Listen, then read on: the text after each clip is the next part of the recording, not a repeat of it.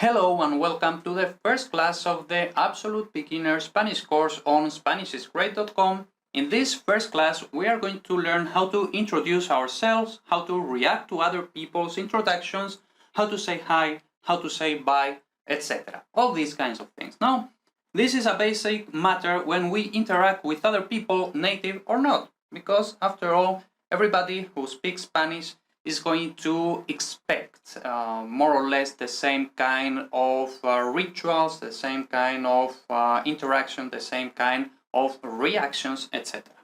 Even though Spaniards are quite lax, let's say lax, that is like they don't care so much, no, like they are going to try to understand you, to understand what's going on, to understand that you still don't speak so much Spanish, all of that, no, so they are quite lax about all of this. You might still come across as rude if you don't behave according to what is expected. Okay? We are going to learn this a bit better while we go through this first class.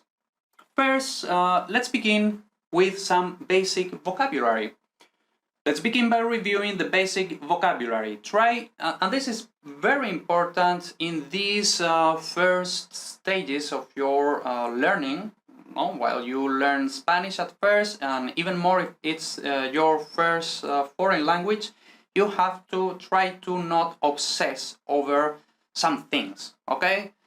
Usually at first I'm going to say, or I'm going to try to say, do not obsess over this. Just learn this by heart because I say so, okay? So we don't have to understand every detail of the grammar, why this is like this and not like that, or not the way you might expect if you make a literal translation from English, etc. Okay, so this is super important, I think, at least in these very initial stages.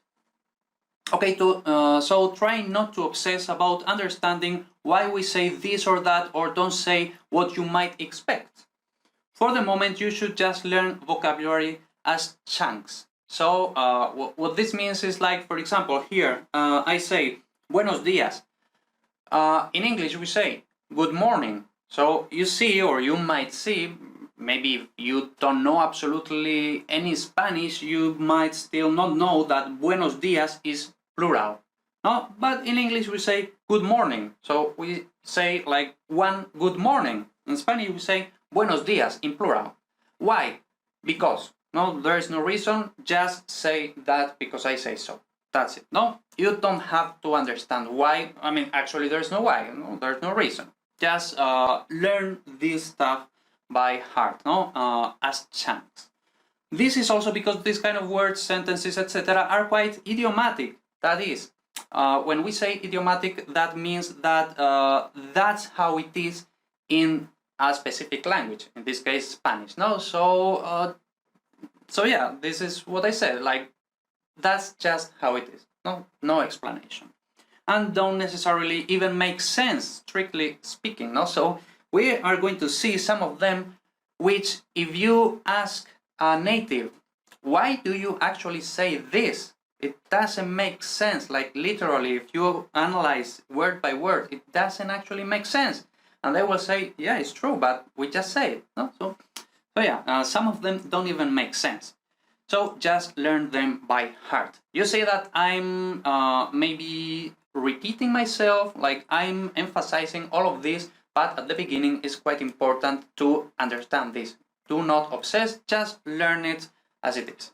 Okay, so here we have this table, which doesn't fit, but it's a very straightforward table, no? Here we have Español, here we have English. Also, actually, on the computer, you might want to somehow like rearrange it. So, for example, if you click here, you can arrange it like alphabetically. Adios, buenas. So you see A, B, H, M, N, etc. No, you can also do it here with English, but by default, it's ordered. It's arranged like this.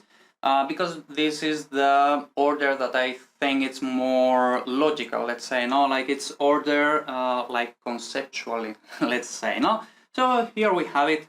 Hola, So here, the first thing that we learn in Spanish usually is hola, which is hello or hi. You see that, or at least this is my idea. I'm not an English native speaker, but I understand, at least that's what I think. I might be wrong, but I would say that hello is more formal, or not more formal, because hello is kind of neutral, no? But I would say that maybe hi is a bit less formal than hello, no? I might be wrong, I don't know. But as you can see, hola is both hello, hi. There is no, I mean, it can be like more or less neutral, it can be a bit informal, like, doesn't matter, no? So, hola.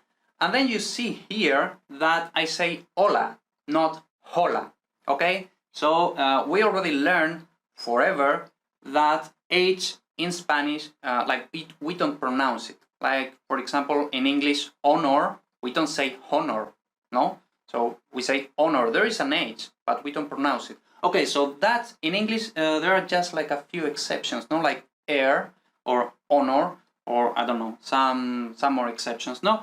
But in Spanish, it's always like this, okay? In any case, in the next class, we are going to learn how to read Spanish, but for now, we learn this, no? Like, we don't pronounce H ever. So, hola.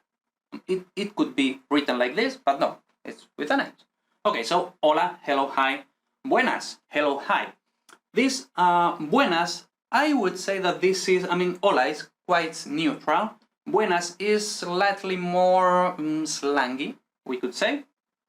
And this, both of them, you can say any time of the day, like in the morning, in the evening. It doesn't matter, no? So we can say hola, we can also say buenas at any time. Then buenos días, of course, like día is day, no? But day as in, generic day, no? So, but then we don't say, for example, literally, we don't say, because that would be buenas mañanas, no? Mañana is the morning, no? The first part of the day. But we don't say that, we just say buenos días, and this, when we say buenos días, it usually means good morning, no? So, in the morning, no? Then buenas tardes, which is good afternoon or evening, no? Because, as we can see, día, I mean, refers to the morning, tarde refers to the afternoon, evening, and noche refers to the night. That is, because usually in Spanish, or at least in Spain, we don't really make a difference between the afternoon and the evening. Everything is tarde, no? So pretty much it's like, and this is a cultural thing, so it's important. It's not just me talking because I like talking, no? So this is important. Like, morning is the part of the day since you wake up to the moment when you have lunch, which in Spain usually is around 2-3 p.m. So you see there that the morning, like, logically should be up to 12, up to midday, up to noon. But no, it's until you have lunch, which is 2-3 p.m. Okay? So that's the morning. All of that is the morning. Then the afternoon, evening, so tarde is after you have lunch until it's already dark outside, which is noche. Okay? So that's the thing, no? Buenos días, buenas tardes, buenas noches. And then we are going to explain it anyway, no? But buenas noches, usually, and I guess this is the same in English, no? Like, you don't say good night unless you are leaving. Usually you are going to bed, no? So it's the same in Spanish.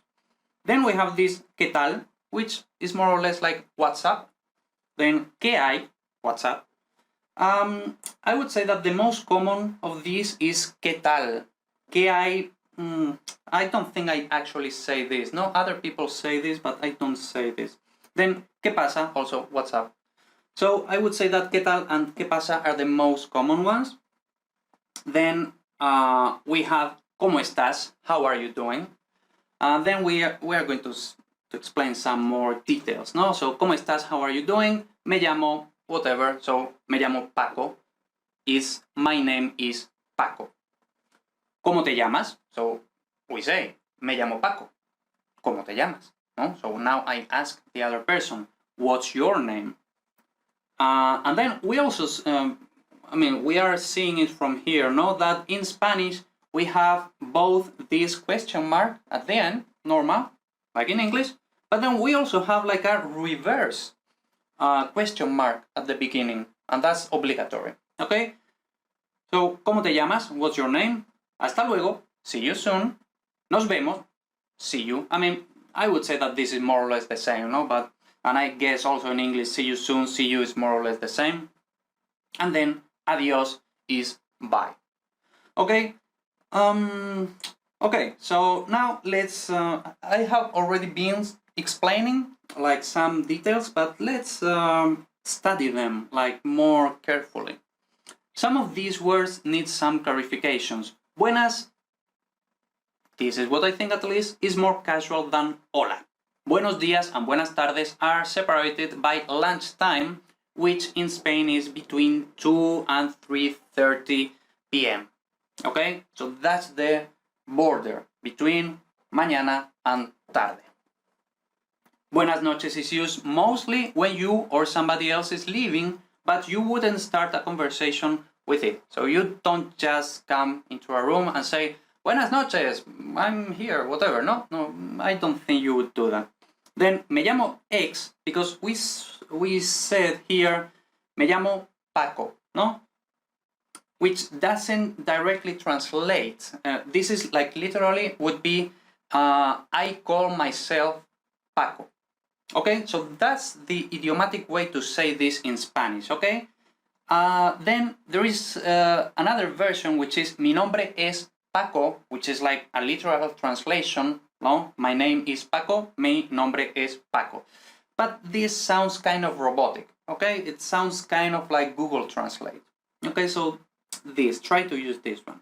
Then hasta luego is probably the most neutral way to say goodbye, even if you don't plan to see that person ever again, no? So because hasta luego is more or less like until later, literally, no? And hasta luego, until later. So it sounds like you plan to see this person again, but not necessarily, okay? So you see, this is what I was saying, like some of them don't make sense, some of them don't necessarily mean what you might expect, etc., no? So hasta luego, this is like usually what you say to everybody when you are leaving or the other person is leaving. So you just say this, hasta luego. Then nos vemos is quite casual. So this hasta luego is neutral. It doesn't matter if you plan to see this person or not. Then nos vemos, already casual. Then adios might sound too formal, okay? Because if you see here, Dios is God, no? So adios is something like to God, no? Something like this, no? So it's, I wouldn't say formal, but already more formal than this hasta luego, which is neutral.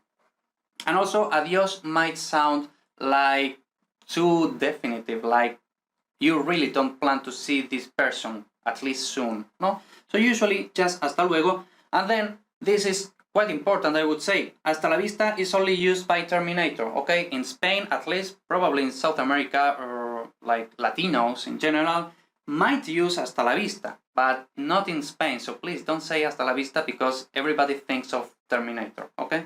So just don't say hasta la vista. Of course, there are many other formulas that natives use in their everyday life, but these are the most frequent and a great way to start. Also, it is quite common to combine more than one of these, no? So, for example, you might run into someone and say, hola, ¿qué tal? No? That's fine. Now, this is quite easy, let's say. This is pretty much like you just learn these things, no? Like there's no other way, there's no thing to reason, to think about, like you just learn it, no? Now this is probably even more important, reacting to people's introductions, okay? Knowing how to react to people's introductions is as important as introducing ourselves.